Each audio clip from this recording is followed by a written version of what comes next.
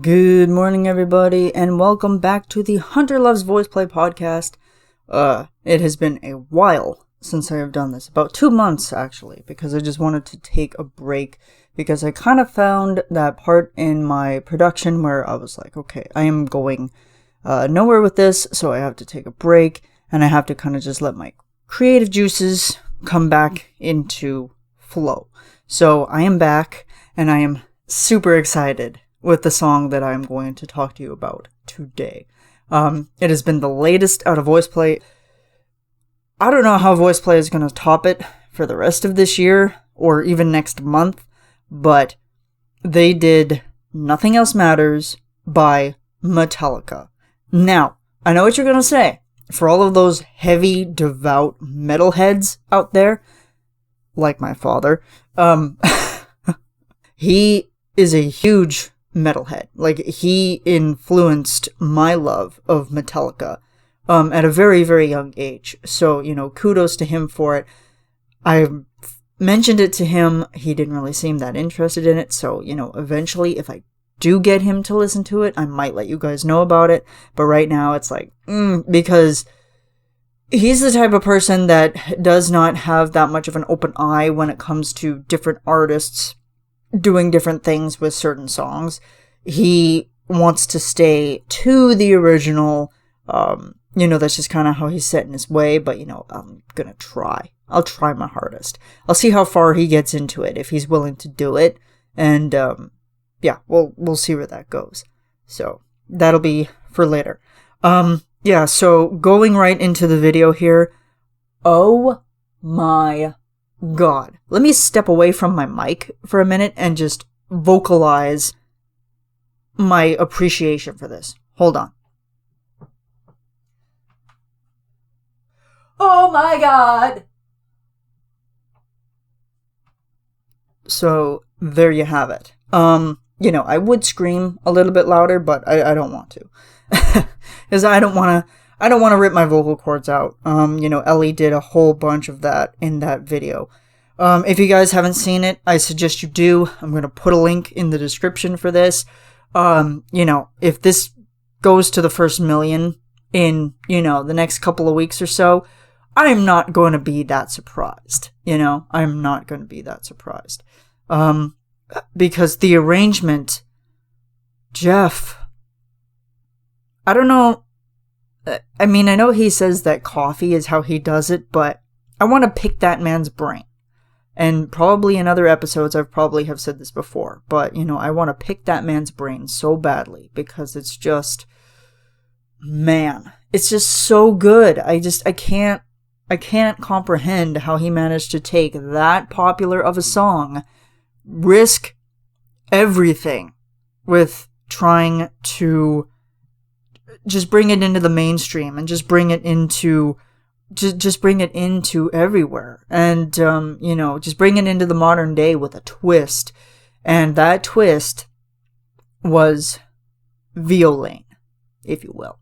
I'm so glad to see Lane doing violin again. Haven't seen it since Warriors, and just seeing him play it again, oh my God, so good, so good. And Ellie. Do I even need to say anything about Ellie? Rock tenor god. I don't know how he sounded after recording that, but I'm pretty sure that he was probably pretty raspy after that. I know he warms up his voice, but his voice is just so, it's awesome. Ellie is a guy who I've said before in my other episodes that it's like, he can scream anything, but he can also make you cry. Go check out I Can't Make You Love Me if you don't believe me, because, oh my God, Ellie, he plays with my emotions, just as Voiceplay, everybody does. And Jay is back. Jay Nunn, he's not there permanently, it was only a temporary thing. Sad, I know, it's heartbreaking.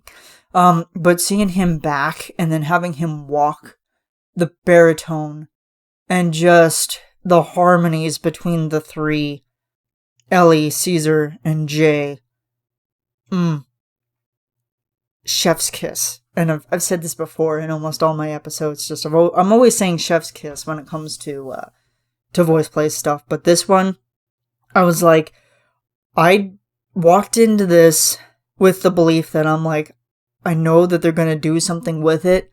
I just don't know where and how.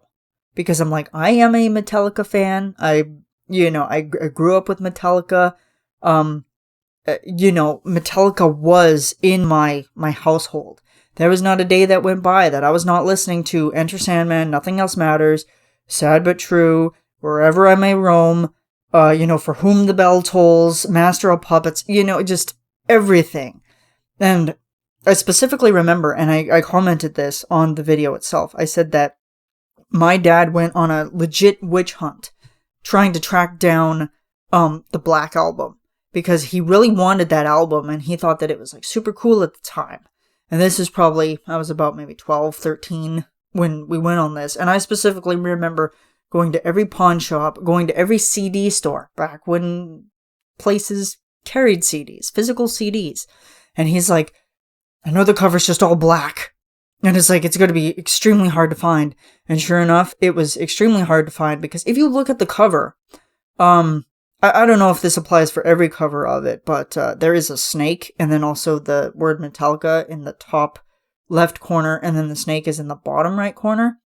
But they're so transparent that it's like you have to hold it in a very awkward position for the light to capture it, or you have to have very good lighting in order to see this thing. So then you know which one it is. And like looking at the spine, you'd never know. So it was like super, super hard. And like he went through like dozens of Metallica CDs just to find it. And once he found it, I think he was like a kid in a candy shop. Like he was just super, super happy. Played that thing numerously. And I think that that's kind of the start of like my rock and roll love in my teens. And even up to my adult years, it's been the Ramones, Alice Cooper, Poison. AC/DC is a huge one too. There was never a day when I didn't hear Thunderstruck. And, I still hear it in my sleep, but that's, besides the point. Getting back to the video, I got distracted, but just to know that Voiceplay took this song and made it and kept it, again, Jeff, staying very close to the original. He carried the bass line beautifully. Just beautifully. And if I had not heard Metallica, and somebody had only told me about Nothing Else Matters, I don't even think you have to be a legit Metallica fan to not know the opening notes of that song blindly. If nobody had told you who Metallica was, I mean, you might have a little bit more of trouble, but, the minute that you hear the beginning notes of Nothing Else Matters, or even Enter Sandman for that reason, you probably know of it, or you've heard somebody talk about it. Or you've heard it somebody singing in the shower. Rage singing in the shower. I mean, people do that. But, yeah, just those opening notes. I was like, oh man, this is going to be good. And I was getting very nostalgic listening to it, because things from my childhood, man, coming back. And, there'd just be days when I would just pop the old can headphones that would hook up to our old cassette and CD player back when we had it wasn't a Pioneer, but I think it was like a Panasonic CD player, and I would just jam out to that. And the sound out of those things back in the day, I know that there's probably better technology out there now and, better mechanics, but the sound out of that was so vintage, and I just absolutely loved it. I'm surprised that I did not get hearing loss from that, because I was being stupid and not being supervised properly with my music levels. So it was like, just jam out to that consistently. Yeah, that started my love of Metallica and a lot of heavy metal. Well, just even metal in regards to that. But hearing Jeff's arrangement of it, and then just instantly hearing it, and like, I tend to do this thing with Voiceplay, is I will put in my headphones, the best quality of headphones that I have, close my eyes, and then just listen to it. Because I'm like, if my eyes aren't seeing what I am hearing, it's only going to be my ears. And then sure enough, I'm listening to it, and I'm like, I'm playing Metallica's video in my head. Like, I'm seeing James Hetfield playing the guitar. Hetfield, sorry. And like everybody else, just like when they released that studio version. And I'm like, I'm not hearing James because I know that, James is not there. And I know that, Ellie could never become James. I mean, you really can't. Like, even in the acapella world, you can't. Ellie is probably as close as you're ever going to get on an acapella standpoint. But I'm sitting there and I'm listening and I'm like, yes. But also, once I heard Jay come in with the ooze of the melody, I'm like, oh my God. Like, I'm melting. Like, I started to melt. And, Jeff comes in with the glorious, gorgeous bass line. I mean, he was always there with it, but then once he drops into his own little, like, his part of the verse, and I'm like, dang, like, this is getting to be too much. I'm like, I'm already beside myself with this. Like, how do I continue on with this? How do I continue on with this for, like, the length of time that this video is? And so I got through it. Caesar did his beautiful, verse, and I was like, his voice is so elastic and just so emotional. Like, he just brings that dry yet sultry type of feel to it, and I love that. Because I was definitely thinking, I'm like, if you guys are really gonna try to really overstep and out-rock this, that's a no-no. Like, you would probably get a whole lot of flack for that, because then that would not really show off your talent. So, I am so glad that you guys didn't over-rock it. You guys made it a masterpiece of perfection in the acapella way. And knowing that this is like the only acapella version out there, makes it so much more of a treasure, I would think.